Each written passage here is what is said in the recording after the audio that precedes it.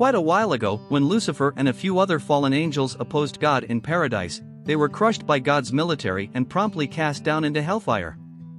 Michael, a chief heavenly messenger, goes down to damnation to detain his sibling prior to leaving hellfire. Lucifer asks Michael to help him, but Michael rejects him. At that point, Lucifer guarantees Michael that they will meet in the future, with him turning into the new god in current times.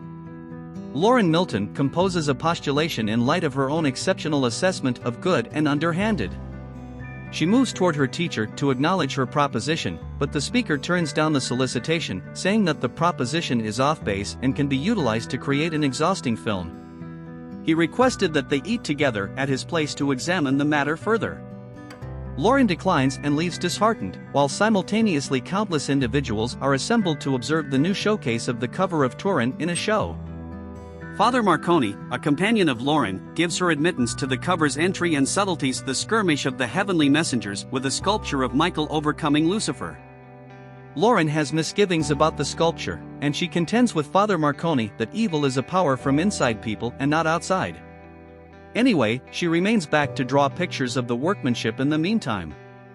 Dr. Lauren features his biotech firm, which explores hereditary design so that they can revive past virtuosos, for example, Michelangelo da Vinci and more. Dr. Lauren requests the monetary help of the first class that is available to make the exploration conceivable. The offering to fundraise for the examination is additionally completed at a similar scene. Later on, we get to figure out that the organization is really a mysterious faction that wishes to break Lucifer and his devils out of misery to retaliate for the disobedience of the religion's chief. Liz slips into the cover of Turin display and follows the arrangement of individuals that have come in for the presentation. When the entryways are shut for the day, Liz strolls around and furtively looks as Lauren draws a sketch of Lucifer. Liz gathers the sword of Michael on the sculpture and utilizes it to kill a gatekeeper, thinking carefully to deactivate the cover security framework. Marconi observes this and rushes to stop Lauren, who is concealed in an admission corner, and witnesses Liz wound Marconi through the chest while recuperating under the cover. Liz's men show up at the presentation community and take Lauren with them. Before Marconi bites the dust, he requests that heavenly messenger Michael utilize his body to stop them. Michael has Marconi's body and goes to the control space to meet different ministers. The Reverend Dads are shocked that Marconi is not yet alive. Michael then reveals to them that he is no longer Marconi except for an alternate individual, and with their consent, he gathers their vehicle and goes out of the city. Michael utilizes data from his clerics and finds Cardinal Vincini, who holds him at gunpoint prior to acknowledging he is a chief heavenly messenger. Vincini clarifies for Michael that the prediction of the mischievous lady and a monster of the earth is to carry a kid into the world who will be Lucifer's vessel. Michael understands that for this reason the clique took the cover, as an ordinary human body wouldn't do the trick, yet cloning the DNA of Jesus could carry the apocalypse, fully intent on recuperating the cover and preventing individuals from happening with their arrangements. Michael went out of the city. Lucifer is shown when a quake breaks the stone, fixing him. He then breaks his chains and liberates himself. Lauren is carried to the faction office alongside three different ladies, Sophia, Brenda, and Mia. Brenda continues to overreact, and the others attempt to quiet her clinical staff by accumulating blood from every lady prior to leaving. The ladies intend to escape by having Mia profess to be dead, but flop as additional men show up to stifle them. Liz lets Lauren know that from the second she saw her portraying Lucifer in her drawing book, she realized that Lauren would be the divinely selected individual. Lauren and Sophia are brought to the palace square wearing wedding outfits, with the clique individuals watching. They are fastened while the monster of the earth snatches the two ladies to leave a gap that partitions earth and hellfire. Evil presences get the two of them, and the soul of Lucifer enters Sophia and kills her since she isn't squeezed to be his host. It then goes into Lauren and finds her as an ideal match for the devils that were keeping Lauren still. Immediately relinquished her. Michael enters the office and guilefully kills the watchman. He recovers the cover and endeavors to break Lauren out. He falters a little when he starts to hear Lucifer's voice. Lauren leaves furiously when she finds that the individual before her was not Father Marconi. Michael pursues her, and when they are at last alone, he tells her his main goal and additionally affirms to her that Father Marconi is dead. Michael revealed to Lauren that he had been having body pain for some time. They experience the monster, and Lauren is caught by clique monitors while Michael gets away through the gateway to Hellfire.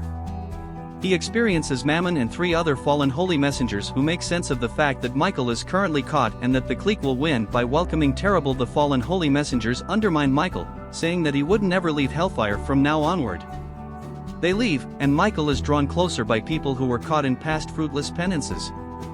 They coax him to save them from damnation, as they don't have a place there. Michael requests that they find his blade, which holds his miraculous powers. The devils assault and pursue them off while searching for them back to Earth.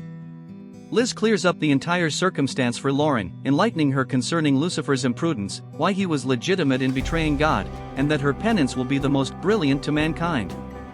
Liz's torturing Lucifer entices Lauren into killing Liz and going along with him. She concurs and stomps out with Lucifer's ownership subsequent to stepping on a watchman's head. Out of frustration, Lauren breaks free from Lucifer's control and has a go at killing the hatchling with Fade. Liz and Lauren show up, with Lucifer having Lauren prevent her from doing this.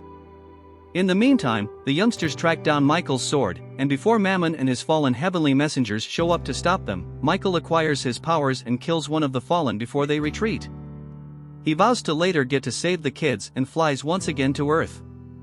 Michael repossesses Marconi's body and heads back to the office. He attempts to help Lauren, but she is not yet moved by Lucifer, who cuts him in the neck. Lucifer grandstands his arrangement of utilizing mankind to obliterate the world, yet Michael subtleties that this was God's arrangement from the beginning and that the kid was to obliterate Lucifer ragingly takes off and asks Liz to kill the kid out of dread, yet Liz denies it and goes with the arrangement.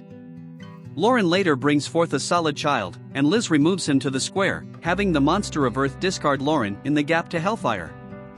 Liz strolls into the square with all the clique members bowing before the child. Liz states that as opposed to immersing him in sacred water, he should be submerged in blood, and then the monster should kill all of the religious individuals to conceal the reality of what happened. Lauren holds and kisses the child before Liz orders the monster to kill him too.